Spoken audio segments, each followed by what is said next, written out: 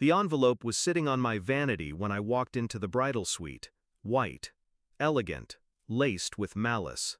I opened it with steady fingers, even though I already knew the handwriting. Inside, one line.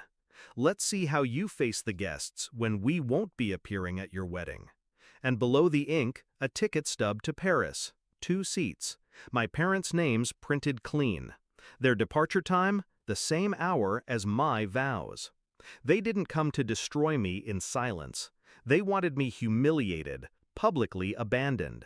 But what they didn't know, what they never bothered to ask, was who I was really marrying. It wasn't always like this. Once, I thought their cruelty was discipline, their silence, protection. As a child, I waited at school gates long after the other parents had driven away. Birthdays passed with gifts forgotten in the mail. Praise was reserved for my brother, the chosen one, the golden son. He could fail and still be celebrated.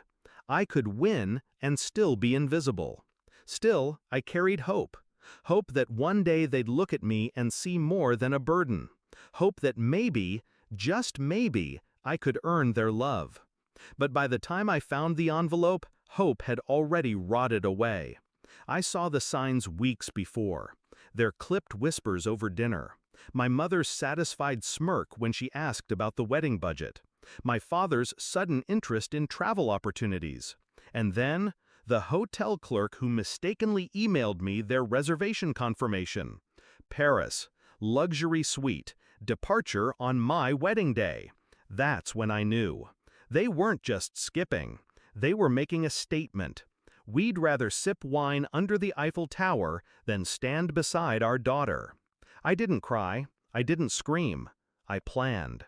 You see, revenge doesn't always require blood. Sometimes, it just needs patience. I kept silent, played dumb, and smiled when they spoke of being busy that weekend.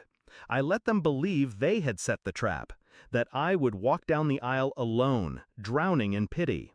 But behind that silence, I was weaving my own net. My fiancé's family, wealthy, connected, powerful in ways my parents could never touch.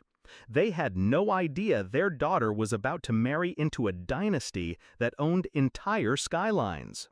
And I made sure the wedding wasn't just an event. It was a spectacle. Televised, streamed, covered by magazines that my mother used to cut recipes from and dream about being featured in. They wanted me humiliated? I'd make them watch me crowned instead. The day came. Cameras lined the aisle. Journalists whispered into microphones. Guests glided in wearing designer suits and gowns, each one a dagger pointed at my parents' absence. I walked through those doors in silence, veil trailing behind me like a storm. The music swelled. The world watched. And for the first time in my life, I was the center. Not an afterthought. Not a shadow. The center.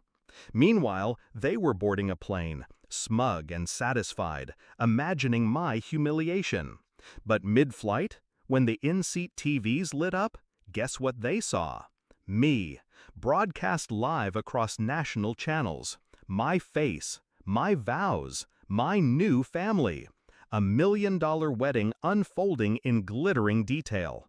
And them, empty chairs where their names should have been.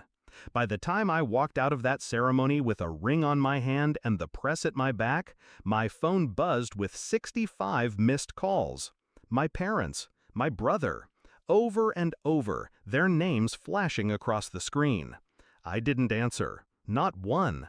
They wanted to see me suffer. Instead, they watched me ascend.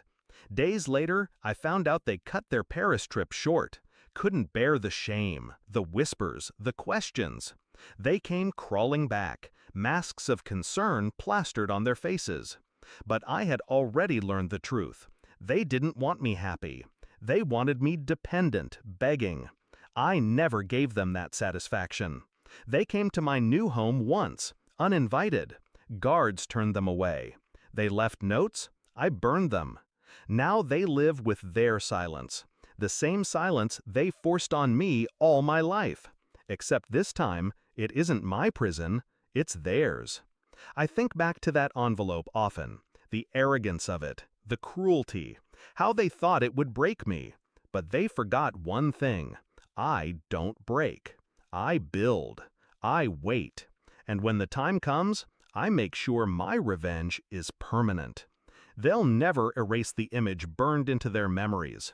Their daughter, radiant, celebrated, televised for the world to see, while they sat anonymous on a plane, running away from the very life they tried to deny me. So yes, I ignored those 65 calls. I'll ignore the next 65 and every call after that, because my silence is louder than anything I could ever say. And in that silence, they finally hear the truth. They lost me. Forever.